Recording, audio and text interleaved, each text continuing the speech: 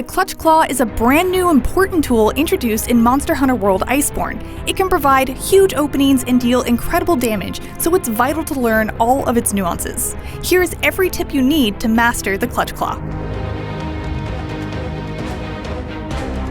First things first, do the low-rank 1-star optional quest Learning the Glutch to learn the most basics of basics. We'll go over some of those here, but we'll also provide more obscure tips. By the way, the terms wounding and softening a monster's hide are used interchangeably in-game and in this video. Once you're on a monster, you can do 3 different things: perform a weapon attack, use a claw attack, or use the flinch shot, which unleashes all of your slinger ammo. You'll want to grapple onto different parts depending on your goal. For instance, you can only change the direction a monster is facing with the claw attack from the head. Same if you want to send it flying forward with the flinch shot. Luckily, the target for grappling works just like it does for slinger ammo, so keep an eye on the reticle.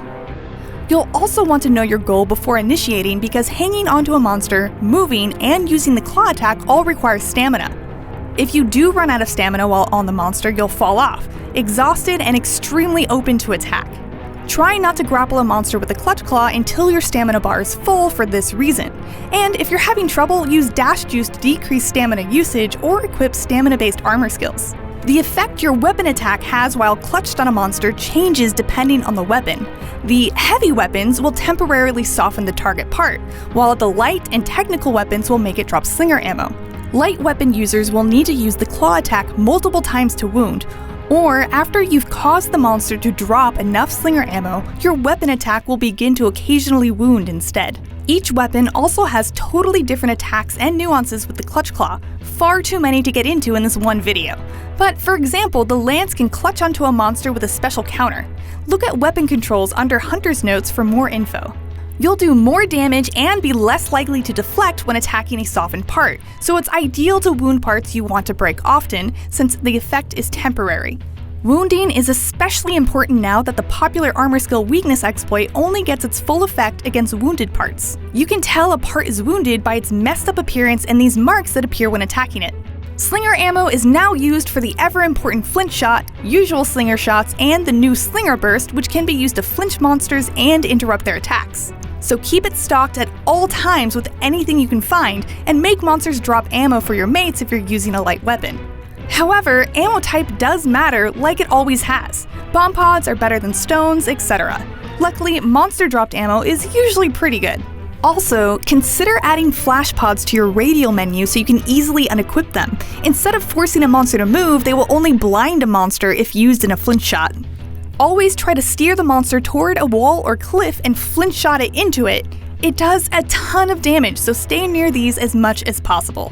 Latching on at the wrong moment, like when Nargacuga is enraged, will hurt you and send you flying.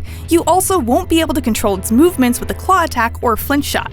You'll know a monster is enraged if the eye on the mini-map is red. A good rule of thumb is to use the Glutch Claw right after expertly dodging an attack or flinching it. It should be still for at least a second. Though you'll still take damage when the Rocksteady Mantle is equipped, a monster won't be able to knock you off with smaller attacks or a roar. The Temporal Mantle will allow you to dodge everything while you're grappled without disrupting it, and will prevent status effects as well. You can switch into a Glutch Claw grapple while mounting for specific reasons, like sending it into a wall or a trap instead. An obvious use of the Glutch Claw is to attack otherwise out-of-reach monsters, like a flying Rathalos when using a sword and shield. Lastly, Glutch Claw onto a monster as it leaves to use it as a taxi, or to get a few extra attacks in.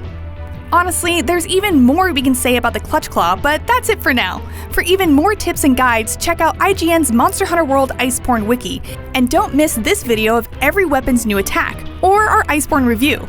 For everything else, keep it here at IGN.